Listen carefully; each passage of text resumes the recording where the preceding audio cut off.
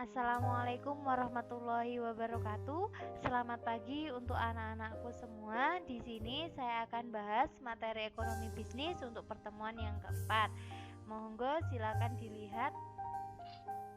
Untuk yang pertama kita bahas ekonomi bisnis untuk pertemuan yang keempat oleh tim BDP dan AKL SMK Mambaul Ulum Muncar.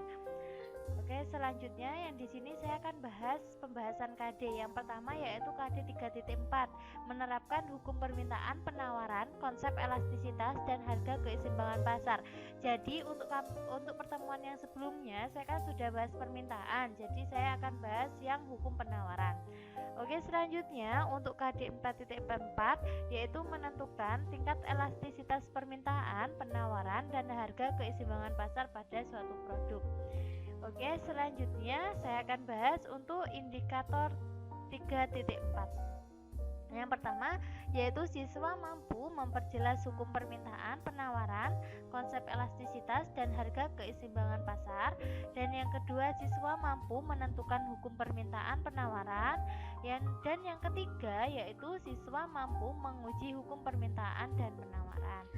Oke, selanjutnya untuk indikator KD 4.4 yang pertama yaitu siswa mampu mengoreksi hukum permintaan dan penawaran. Yang kedua, siswa mampu menentukan hukum permintaan dan penawaran. Dan yang ketiga, siswa mampu membandingkan hukum permintaan dan penawaran. Oke, yang selanjutnya kita akan bahas materi yang pertama yaitu penawaran. Di sini ada pengertian penawaran, yaitu sejumlah barang dan jasa yang tersedia di pasar untuk dijual pada berbagai tingkat harga dan waktu tertentu. Jadi penawaran ini adalah sejumlah barang dagang atau barang jasa yang tersedia di pasar dan untuk dijual. Oke, yang selanjutnya di sini ada yang kedua adalah hukum penawaran. Hukum penawaran ini berkebalikan dengan hukum permintaan, yaitu peningkatan harga barang atau jasa akan menyebabkan penawaran terhadap barang atau jasa tersebut meningkat dan sebaliknya dengan asumsi faktor lain dianggap tetap. Jadi setiap di sini ada peningkatan harga, maka juga ada peningkatan penawarannya. Untuk materi yang kedua yaitu ada faktor-faktor penawaran. Untuk yang pertama di sini ada faktornya yaitu biaya produksi. Tinggi rendahnya biaya produksi berpengaruh terhadap kemampuan produksi dan harga jual sehingga berpengaruh terhadap jumlah penawaran. Jadi yang pertama yaitu biaya produksi. Apabila tinggi rendahnya biaya produksi ini juga berpengaruh kepada jumlah penawaran. Oke, yang selanjutnya di sini ada teknologi. Semakin muktahir teknologi yang digunakan, maka produksi semakin efisien sehingga jumlah yang ditawarkan dapat ditingkatkan. Jadi teknologinya semakin meningkat. Yang ketiga yaitu harapan akan harga masa depan, yaitu penawaran saat ini akan dikurangi dan barang atau jasa ditimbun untuk dijual di masa depan dengan harapan keuntungan yang diperoleh meningkat.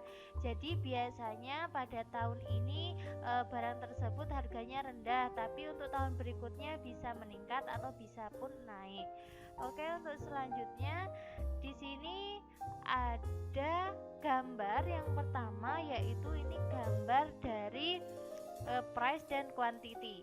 Di sini keterangannya yaitu peningkatan harga menyebabkan penawaran meningkat dari A ke B. Jadi dari A sini ke B.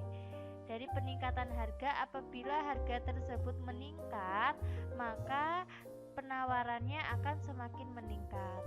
Nah, di sini bisa kalian lihat.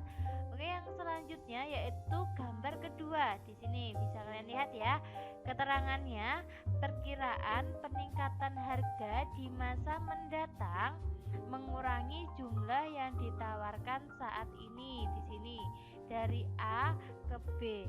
Untuk masa yang akan datang mengurangi jumlah yang ditawarkan.